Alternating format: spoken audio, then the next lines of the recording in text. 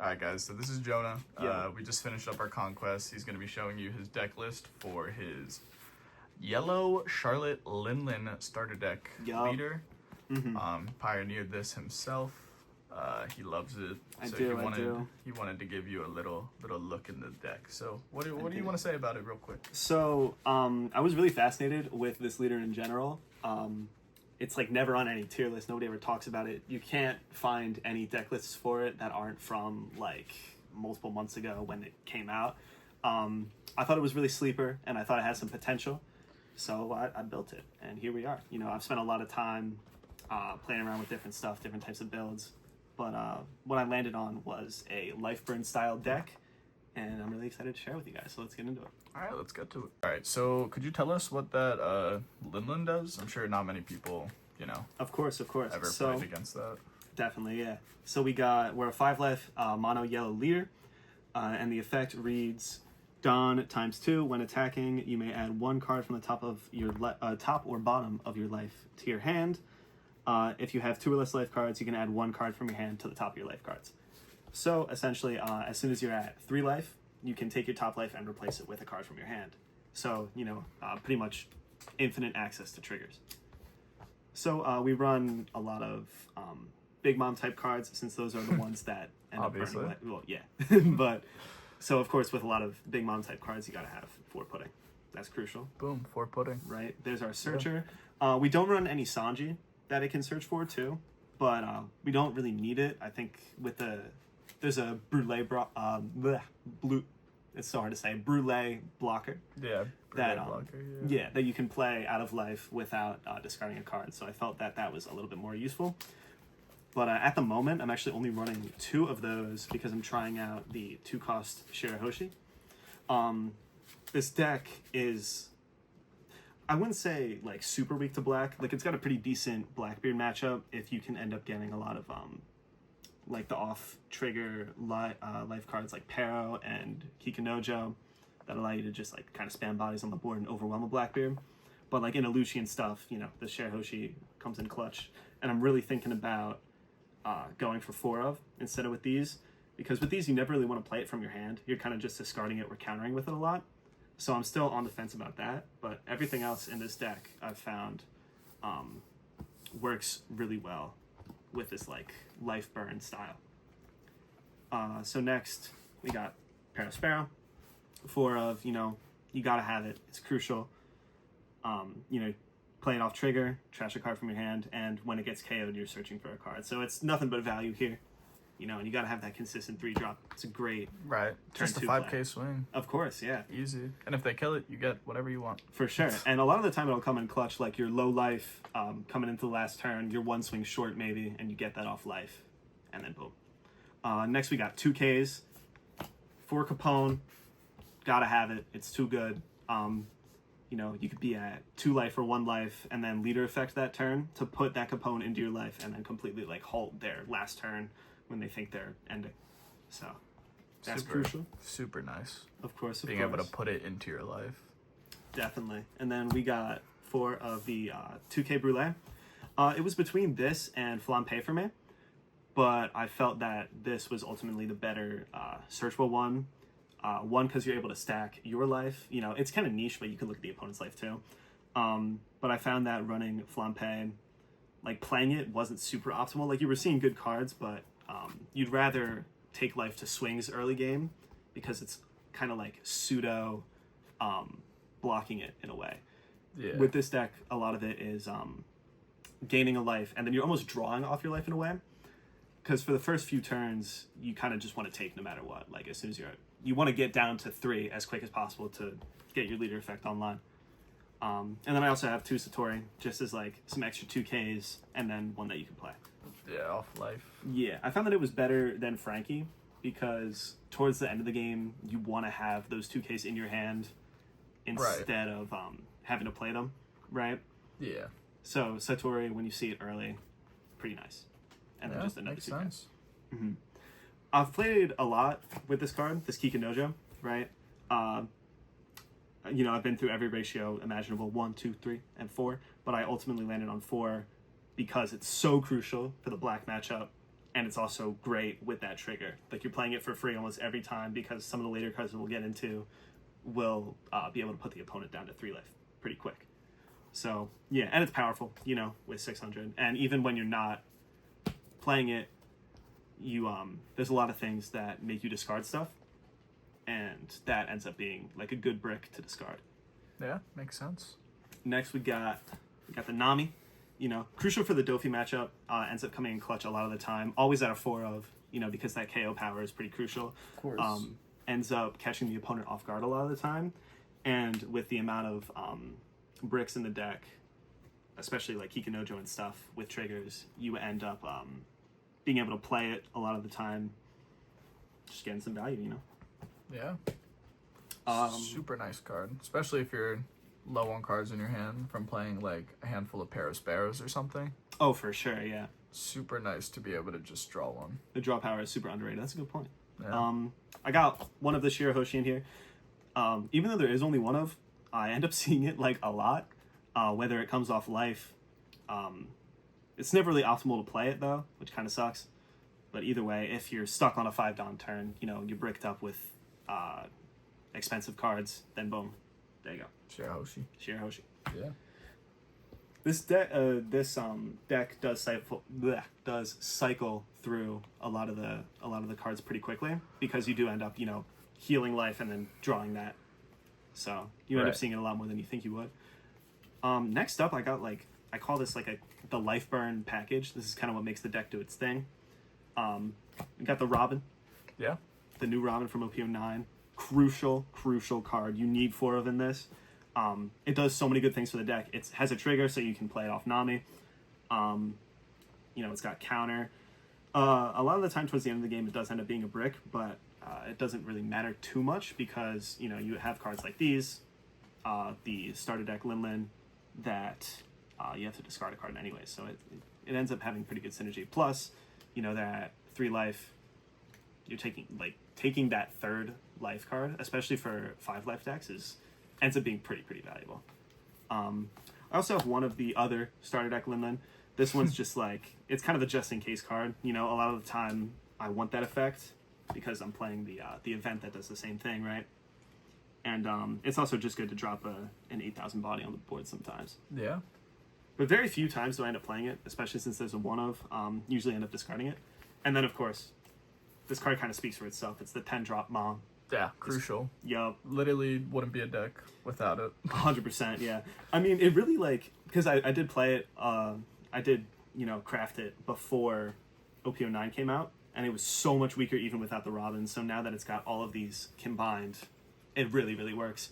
But yeah, after 10 Dawn, whenever you have one of these in your hand, you're playing it, every time. Yeah, makes sense. They're super strong. Really annoys the opponent. They can't really do much about it. They're always going to have to either lose a life, give a life, or lose cards from their hand, which is terrible for any deck. Exactly. And also the healing, you know, you're just seeing more cards. It's too strong not to play. I just hit something. I'm sorry. No, you're good. Next are all the events. There's a lot of events in here. There's 8. These are also kind of part of the Life Burn package. We got 3 Soul Pocus and then 1 Tropical Torment. Tropical Torment, it's great into 5 life leaders, especially.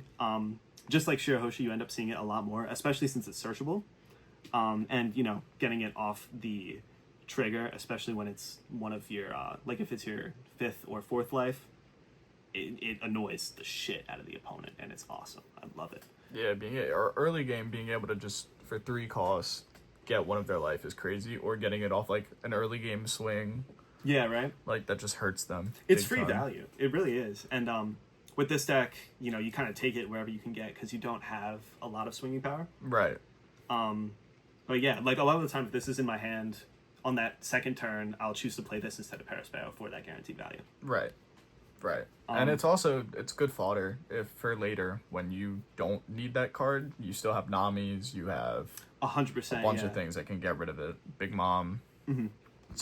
Great stuff to trash. And I'm glad you mentioned that too, because, you know, this deck also needs 4 0-cost events, you know, because you have all these bricks, you have all these things that don't work after certain points in the game, and you need to be able to discard them. Plus, you know, if you have 1 life left and you put this in your life, you're pretty much just gaining a life for free. Getting a free trigger. Yeah. Free trigger off this, it's crucial. But back to this card. This is like my favorite card in the deck. Not because it's like super good, but because it's like it's always reliable. Very rarely do I not see it when I search putting on first turn. I'll usually grab it. It's because when you hit that 3 life turn, when you hit 3 life and you're on, you know what I mean. Yeah. You want to leader effect, and you want to put this as your 3rd life. That way, when you take it, you're either getting value as like a return swing, or you're undoing one of theirs. You know. Yeah. So it's like this is always the card that I look for to put on that 3rd life trigger. Yeah. It's crucial. It's very strong. It's such a nice 5 cost. Just give me a life or you lose one. So exactly, yeah.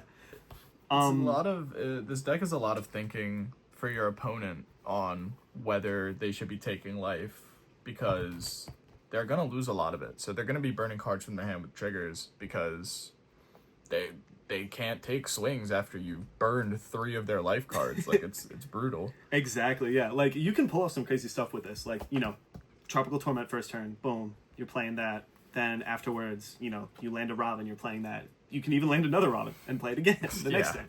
And then by then you're on 10 Don and you're dropping moms. So it's like you can take all their life without swinging. And it's a beautiful thing. It's a beautiful thing. Yeah. Deck's super awesome. It seems like it could brick, but it definitely does brick. It's pretty that's like kind of the main struggle that I've had with this deck, is getting the ratios to a point where like everything's kind of playable, you know, and it has little to no flexibility outside of this list if you're going for that life burn style. There is a totally alternate way that you could build the deck with like a lot of the yellow Wano type cards, especially Hikanojo. Yeah, because that way you're running all of them, you're never really missing a trigger, and you can heal with the 5 Don Momonosuke blocker. Right. So if this inspires you, you should try a build like that. That aggro build also is very strong. It might even be stronger than this, but this is my child right here. So that's awesome. Yeah, I mean the deck seems great. Especially if you bring it to like a local tournament. I don't think many people are going to be expecting it at all. Nobody's going to be expecting it ever. Definitely not. You definitely have that surprise factor on your side here. Do I think this is like a regional winner? Fuck no. Definitely not. But it does have a really good matchup spread, I would say. It's a very strong rogue deck. Very strong, yeah. I think, ironically enough, it probably struggles most into rogue decks. Yeah. But it's it's great into Shanks. It's got a pretty decent matchup. Dofi's pretty weak. For like on this side, Dofi's like a winning matchup. Of course. But it does depend. You do have Nami for that matchup, so it depends how many of those you hit. But yeah. What else meta is there? Lucci, it's pretty good into. Lucci is like a great matchup actually, because you can... So what do you think about Blackbeard? Because Blackbeard shuts everything you do off except for Soul Pocus Tropical Torment. That's the thing. For the Blackbeard matchup, you're kind of relying on 6k swings, just a bunch. You're relying on your 6k swings, yeah, but you're relying on getting like, you know, these triggers first of all, and then these triggers are crucial, like Kiku and where are we at? Not Nami, but yeah, Nami doesn't work. Nami definitely does not work. Paro's great. You kind of just want to flood the board with these two, right? And then swing as much as you can. Swinging. Yeah, like that's the only matchup. I wouldn't say it's not the only match. Well, I guess it's the only matchup where I would look to put these cards into my life with my ability, right? Right. Like, say I have 2 Kikus in hand on a 6-Don turn, I'm playing one, and then I'm putting one in my life. Yeah, you know the what I mean? only thing that's stopping you is Black Hole taking away the effect of your card on KO. Yeah, that's true. But they only run so many of that, so if you keep flooding them, I feel like you'd still be pretty solid. Yeah, definitely. And also, this deck is very, very good at staying healthy.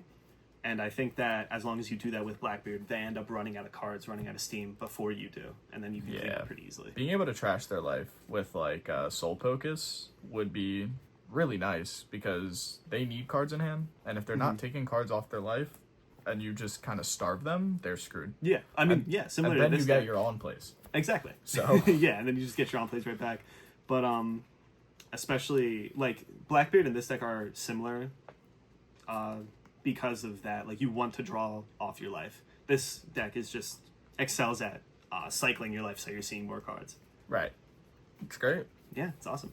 I'm trying to think like what other matchups it's excellent into Lucci because you know everything that's being KO'd gets you something back.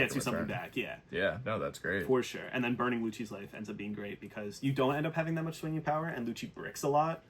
Yeah. So then in the purple Luffy, I would assume you have a pretty good matchup too, Oh, purple right? Luffy, yeah. Yeah. Especially. Purple Luffy a lot of the time will take its life down to 3 quicker. Right. And that's what I like to see because that makes Robin all the more valuable putting them down to 2, and then they kind of just can't leader effect or else they're in a really bad situation. Especially with the soul pocus too. Mm-hmm. Even just them having to just waste a card off their life or just give you one. Exactly, yeah. I don't like I can't warrant putting 4 in, even though it is like a really, really strong card. The deck just needs so much else in it to function. Right. Where, like, if I were to put another one in, I'd probably end up having to cut one of these. The thing is, these are just too good when it comes to being in like a sticky situation. Right. Like, and the Bigmom, I mean, obviously out of all 3 of those, you'd probably cut the one of Bigmom because it just is soul focused as not a body. Yeah. Or as a body. And that's kind of like why that's another reason why I justified running only 3 of these. Is because you're getting the same effect and you're getting that body out, and sometimes you really need that body. Yeah, of course. Crucial. Yeah, man. Well, it's an awesome deck. Definitely something people won't ever expect. So I feel like you always win the level of surprise. Oh, definitely. Easily. It does seem like your rogue matchups would be a little rough because a lot of the rogue matchups are just really, really, really rushy. Yeah, that like is the main reason. Zoro, bunch of rush. Even Nico Robin banishes your life, so you're getting absolutely no life support. I haven't played the Robin matchup, but I'm sure that it's really rough for me. Yeah, you know. But I mean, meta is meta, and if you're good against the meta, you can fight in the meta. You got a chance. There you go. I'm looking out for OP-11 because it's rumored that it'll be whole cake stuff. So if we get more support for this deck, I'll be very, very happy. All right, man. Well, thank you for the deck list. Hey, thank you for giving me a platform, man. I appreciate you. Yeah, of course. All right, guys. Well, stay tuned for more Purple Black Luffy gameplay. You won't be seeing this fat mom anymore, because no more. I mean, you might see some VODs of me playing against it here and there, but that's true. Yeah, thank you, and I'll see you guys in the next video. Thanks, guys. Bye bye.